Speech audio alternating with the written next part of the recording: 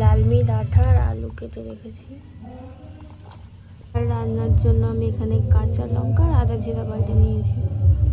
সেই জন্য দেখো আমি উনুনটাকে জ্বালিয়ে নিচ্ছি। উনুনটা জ্বলে গেছে, এবার আমি কড়াই বসিয়ে দেবো। কড়াই বসিয়ে নিয়েছি, এবার আমি তেল দিয়ে দিলাম। এখানে আমি 5 ফোড়ন আর কাঁচা লঙ্কা ফোড়ন দিয়েছিলাম।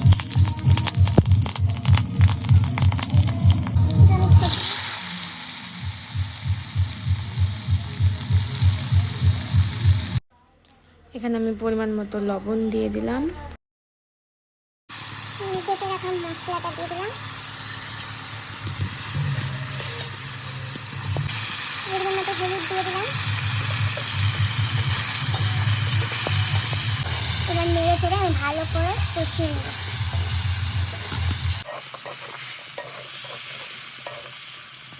এখানে আমি সামান্য জল দিয়ে একটু কষিয়ে নেব।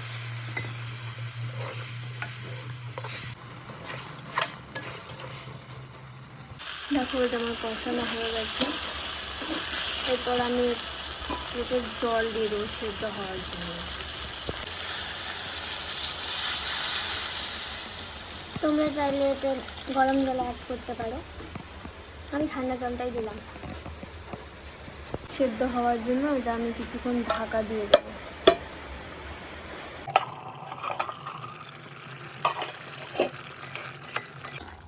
সিদ্ধ হয়ে গেছে, এবার একটু জল শুকিয়ে আসলে আমি নামিয়ে নেব। তরকারি হয়ে গেছে, এবার নামিয়ে নেব। রেডি আমার ঘরোয়া পদ্ধতিতে, ঘরোয়া উপকরণে ঘরোয়া রেসিপি।